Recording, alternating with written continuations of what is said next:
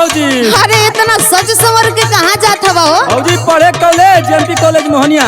अच्छा एगो बाबू सवाल पूछम तो बताइबा? अरे पूछो भौजी, एगो नहीं तो 4 गो पूछो। अच्छा पूछत है। पूछो पूछो। सदिया के बाद लईकी कौन चीजवा चाटे हो? बड़ा बाबू सवाल पूछो तारू हो।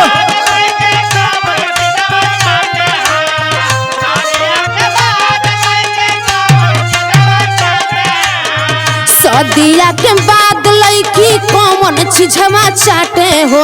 पूछला पका है बबुआ पीछे लागल हटे हो।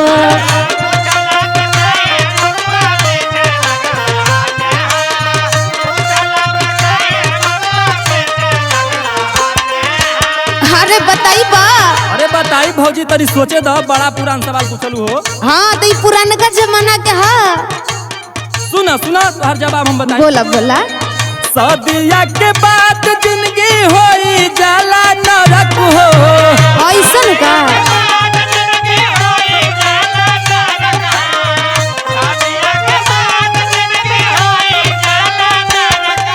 हर जवाब है भौजी।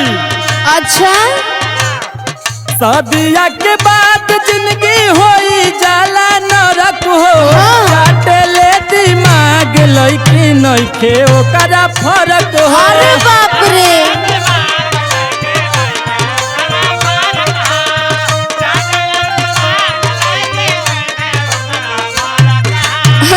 अरे हमरा तो पते ना रहे बाबू।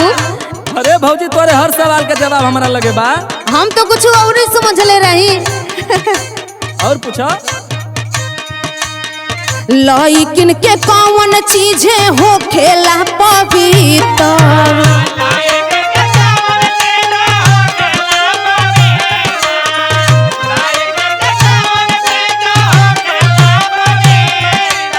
अरे ये बाबू बोला बोला भौजी।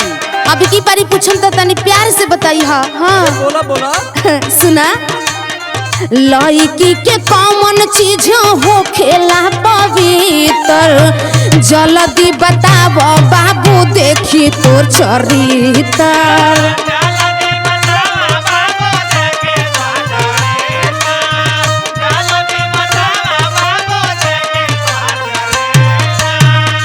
अब का भइल बतावा? बतावत थी। अरे हम गणित का विद्यार्थी हैं भौजी। लागत तो बड़ा की बढ़िया घर के हरा। तना जानिला जे sin square theta plus cot square theta equal to 1। चूंकि यह इसलिए हर जवाब हम बताओ तनी। अरे बाप रे।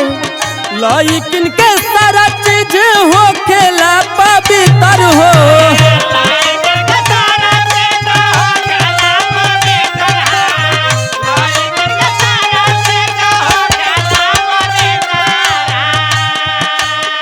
लईकिन के सारा चीज हो खेला पवित्र हो।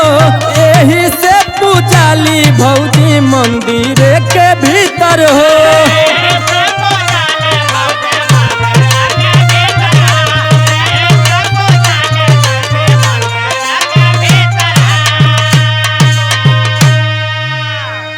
तुहार ये सवाल रहला भौजी। इतना टाँठ का है बोलता रहो? तनी प्यार से बोला हम बताइबो करम। अब तू हमारे सवाल के जवाब दो। दे हम काहे न दे हम भी बड़ा खानदान के हने। बिगड़ल खानदान के हई। बड़ खानदान के हई। अरे काथी हिलौले सफेद गिरे। अरे काथी हिलौले करिया हमारी भौजी। अरे कवन रतिया सर के नया सरिया हमारी भौजी।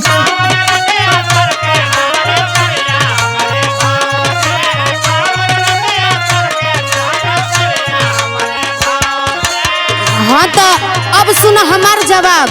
हम जवाब देते हैं ठीक है। बरस हिलवले सफेद गिरे मोबिल डलले करिया हमरो देवहरू। सुहाग रतिया सर के नहाया सड़िया हमरो देवहरू। अरे भौजी बड़ा पढ़ल जना तरू हो।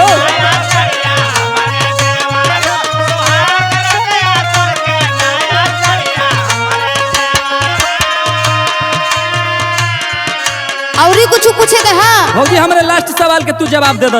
हाँ जल्दी बोला।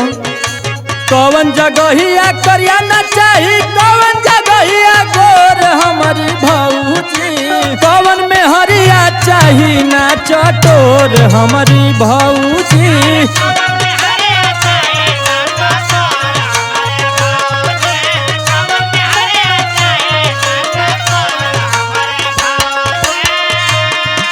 देखा अब हम लास्ट में सब दिल के बात बताओ तनी बता दो एकरा बाद अब कुछ हूँ ना तो हम बाय टाटा करम और फिर घरे दुआरे अपन जाई। अरे तू जल्दी जा भौजी। ठीक है सुना दिल के जगहिया करिया न चाही पप के जगहिया गोर हमरो देवरू दिल के जगहिया करिया न चाही पप के जगहिया गोर हमरो देवरू घर के दुल्हिया चाही ना चटोर हमरो देवरू घर के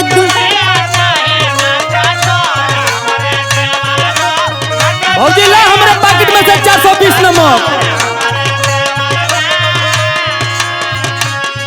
अरे कवन में हरिया चाही ना चटोर हमारी भौजी घर के दुल्हिया चाही ना चटोर हमरो देवरू कवन में हरिया चाही ना चटोर